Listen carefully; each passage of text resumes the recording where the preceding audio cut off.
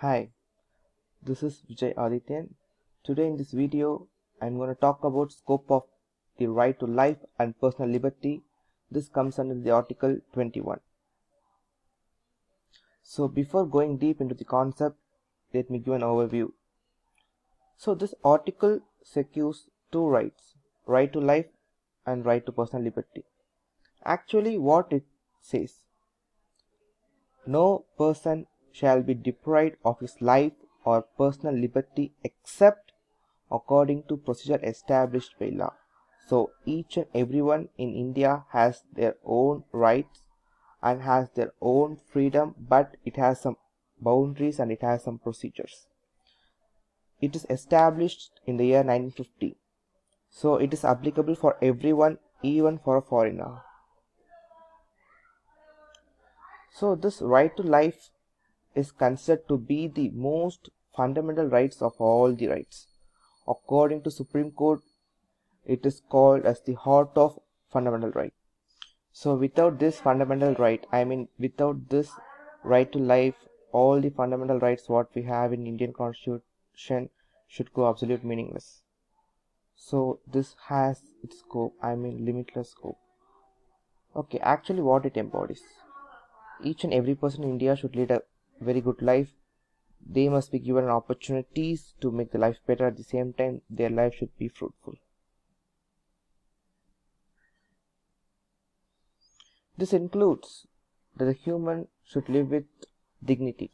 The person should be respected by the society.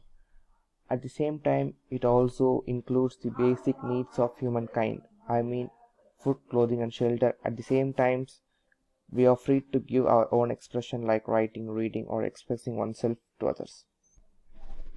So that's a very important point. Article 21 covers in totally the entire bouquet of rights and obligations that guarantee a life of freedom and dignity. So here we have an absolute freedom. At the same time, what is dignity? Dignity is honor. So we have some respect. So in Article 21, there's a word life is mentioned, right?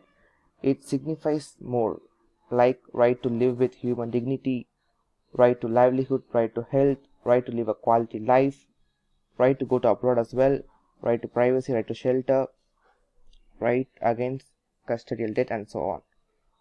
So right to life is believed that we have every right to live in this world. At the same time, we should not be killed by any other person, even by the government, without any legal proof or legal evidence.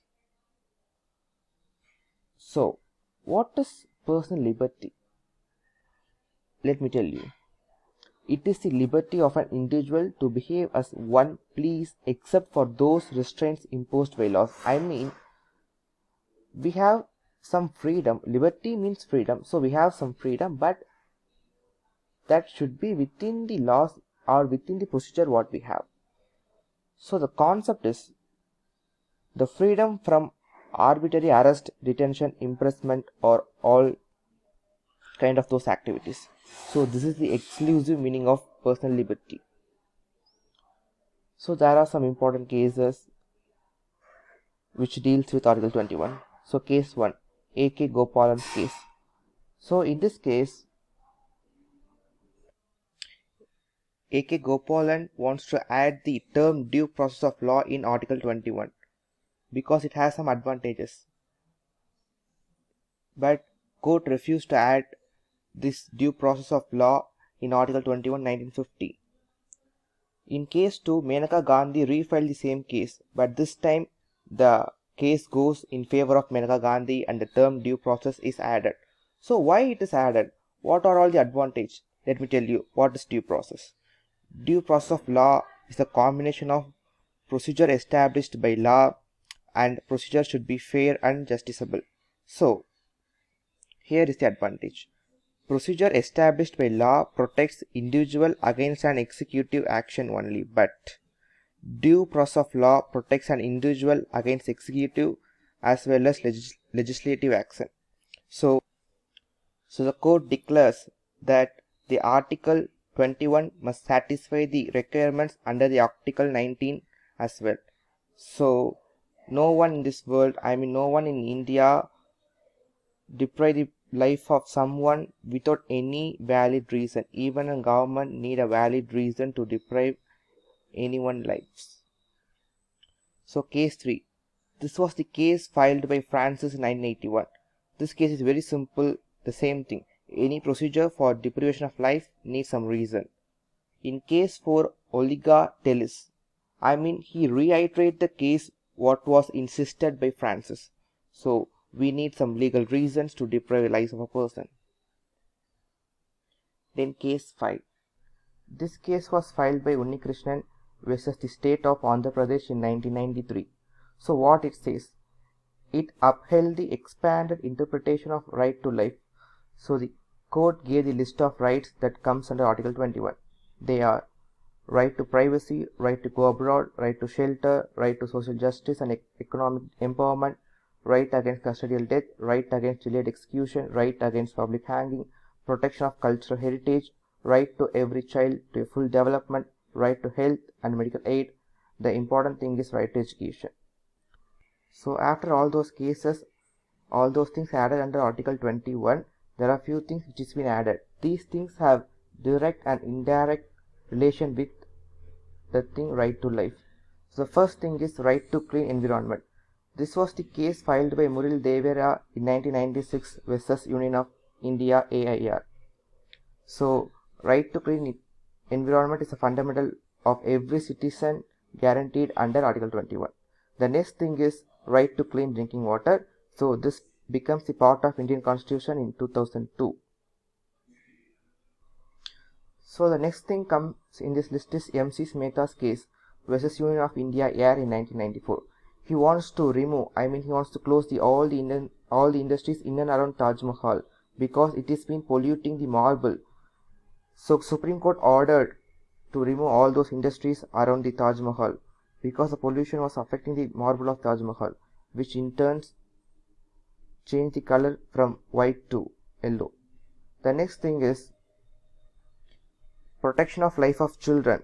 This was the effort taken by Lakshmikant versus Union of India in 1980.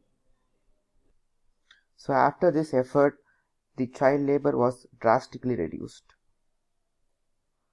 So the next thing is right to have a sound sleep. Yes, it has been added in the Indian Constitution 1955. Then there was an important thing made in 1979. This was the effort taken by Khatoon versus State of Bihar AIR. So according to this, trial prisoners kept in jail for a long period exceeding minimum punishment is a violation of Article 21, which means if a person is given a punishment of 3 years for what he did or what a crime he did, the police officer or officials have only rights to put him in a jail for only 3 months.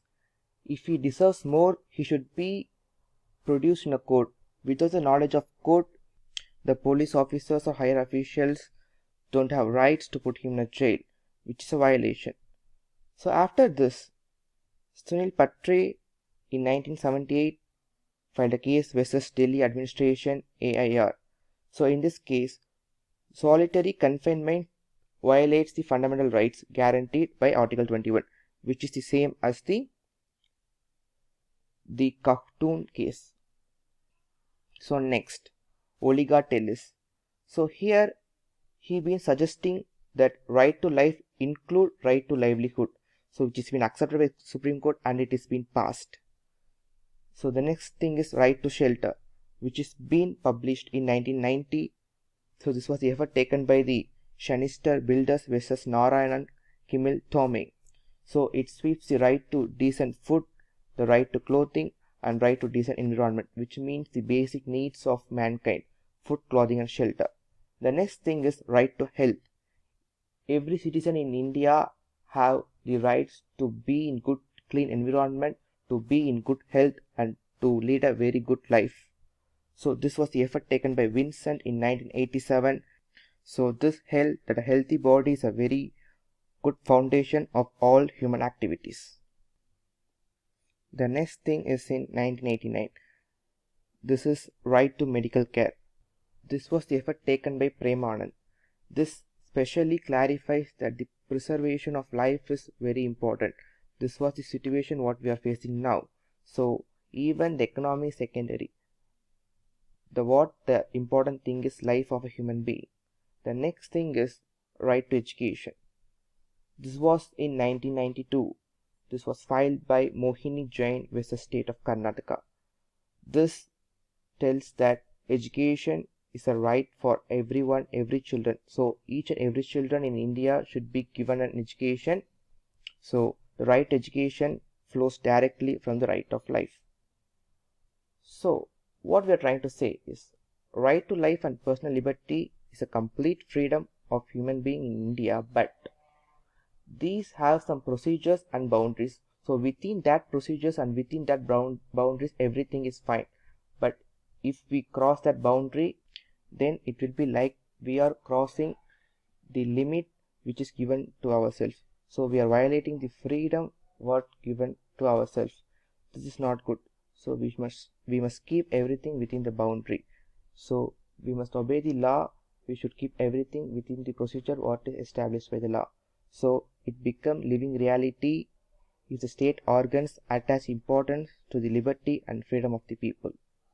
Thank you.